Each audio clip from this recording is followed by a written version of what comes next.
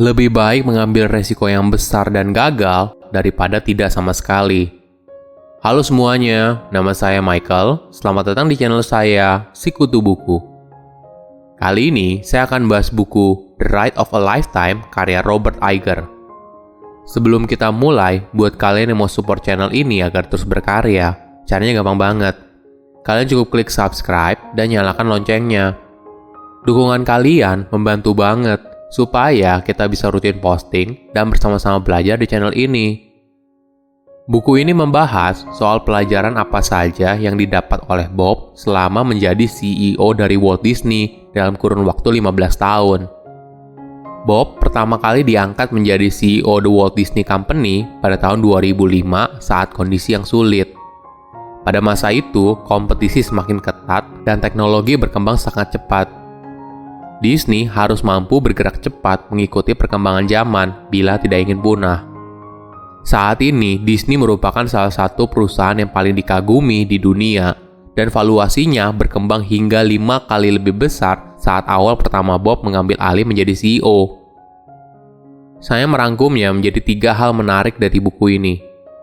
Pertama, menjadi orang yang serba bisa. Karir Bob di perusahaan berita televisi ABC sangat tidak terduga. Saat itu, pamannya sedang berada di satu kamar dengan eksekutif level rendah di ABC. Awalnya mereka hanya ngobrol santai, hingga orang itu bilang ke pamannya Bob kalau dia punya jabatan yang oke di ABC. Bob memang sedang mencari pekerjaan. Pamannya kemudian memberikan nomor telepon orang itu kepada Bob untuk bicara soal lowongan pekerjaan di ABC. Akhirnya, Bob diterima bekerja di ABC dari level yang paling bawah. Dia dibayar $150 per minggu dan mengerjakan apa saja yang disuruh. Misalnya, datang jam 4.30 pagi ke kantor untuk mempersiapkan lokasi syuting, mengatur tukang kayu, tukang listrik, dan mengerjakan apa saja. Bob dikenal dengan pribadi yang serba bisa, bahkan hingga dia dipromosikan untuk bekerja di ABC Sport. Suasana di ABC Sport berbeda dengan departemen ABC lainnya. Karena banyak interaksi dengan atlet terkenal, banyak kolega Bob memakai pakaian yang mahal dan hidup yang mewah. Di sana, dia bertemu dengan salah satu mentor terbaiknya, yaitu Ron Arledge, kepala dari ABC Sports. Dari semua hal yang Bob pelajari dari Ron, satu hal yang selalu diingat oleh Bob adalah lakukan apapun yang perlu kamu lakukan untuk membuat sesuatu jadi lebih baik. Ini adalah mindset untuk mengejar kesempurnaan tanpa henti. Ron mengajarkan Bob untuk tidak menerima keadaan yang biasa-biasa saja. Lawan pemikiran kalau kita tidak punya waktu, tidak cukup energi, dan selalu berusaha untuk menghasilkan karya yang terbaik. Ini tentu saja tidak mudah. Mencari keseimbangan untuk terus menghasilkan karya terbaik dan ketakutan atas kegagalan. Jika ternyata kamu gagal, bagaimana? Kamu tidak bisa menyalahkan pilihan burukmu kepada orang lain. Kamu harus mengakui kesalahanmu. Itulah cara kamu dihargai dan dipercaya oleh orang lain. Kedua, karakter pemimpin sejati. Kepemimpinan sejati berasal dari mengetahui dirimu sendiri dan jangan berpura-pura jadi orang lain. Ketika Bob diminta pendapat dan sarannya tentang sebuah proyek, dia akan sangat hati-hati dalam berbicara. Karena Bob sadar kalau para orang kreatif ini telah menghabiskan banyak waktu dan tenaga dalam membuatnya. Bob tidak pernah memulai pembicaraannya dengan nada yang negatif dan fokus pada detail hal kecil saat awal pembuatan film. Bob lebih setuju untuk memulainya dengan pemikiran besarnya dulu saat permulaan. Dia menceritakan kisahnya saat berbicara dengan Ryan Coogler pada awal pembuatan film Black Panther. Ryan saat itu terlihat sangat gelisah dan cemas saat bertemu Bob. Hal ini disebabkan Ryan belum pernah membuat film sebesar Black Panther sebelumnya dengan dana yang besar dan tekanan untuk jadi sukses yang luar biasa. Bob sadar akan hal itu dan berusaha empati pada Ryan. Bob mengingatkan Ryan kalau dia punya kepercayaan besar kalau Ryan bisa mencapainya. Empati adalah salah satu karakter pemimpin yang bisa melahirkan kreativitas. Itu adalah cara Bob merawat kreativitas di dalam tim Disney. Di bukunya ada kisah menarik ketika Bob berjuang untuk meyakinkan dewan perusahaan agar dia dipilih sebagai CEO yang baru tanpa mengkritik CEO yang lama. Bob bilang ke dewan perusahaan kalau dia tidak akan fokus ke masa lalu, tapi fokus ke masa depan.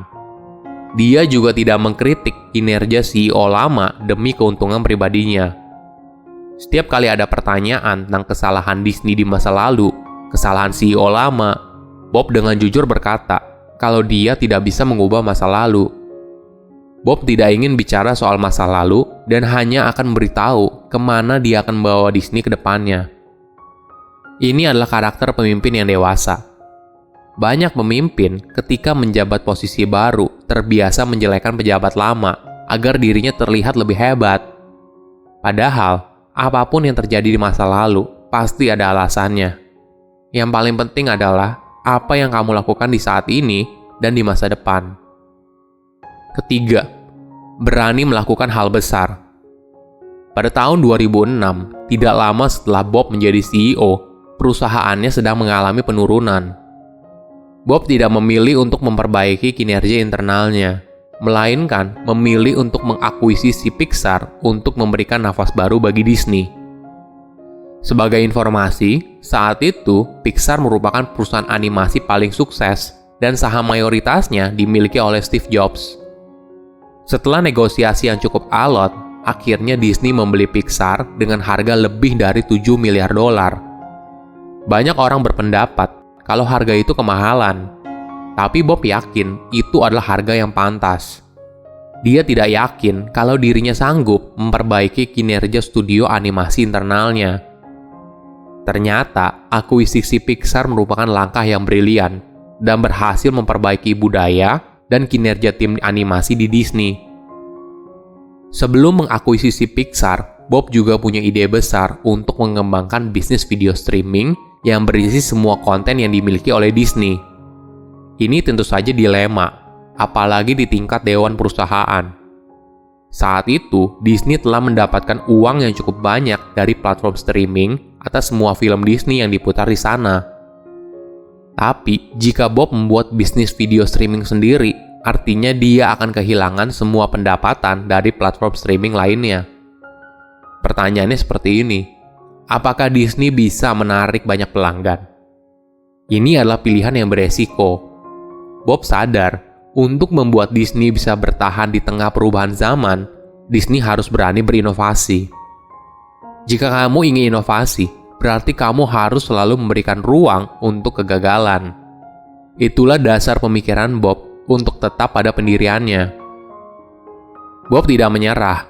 Dia sadar, agar bisa berhasil, Disney perlu memperbanyak kontennya dan melebarkan target audiensnya. Inilah alasan Bob membeli perusahaan studio lain dengan harga yang mahal, yaitu Lucasfilm, Marvel, dan 21st Century Fox. Ternyata pilihan Bob benar. Dalam 3 bulan pertama setelah diluncurkan, Disney Plus telah memiliki lebih dari 28 juta pelanggan. Menjadi pemimpin berarti berani mengambil resiko dan melakukan hal besar. Lebih baik mengambil resiko yang besar dan gagal daripada tidak sama sekali. Silahkan komen di kolom komentar pelajaran apa yang kalian dapat ketika baca buku ini. Selain itu, komen juga mau buku apa lagi yang saya review di video berikutnya. Saya undur diri, jangan lupa subscribe channel YouTube Sikutu Buku. Bye-bye.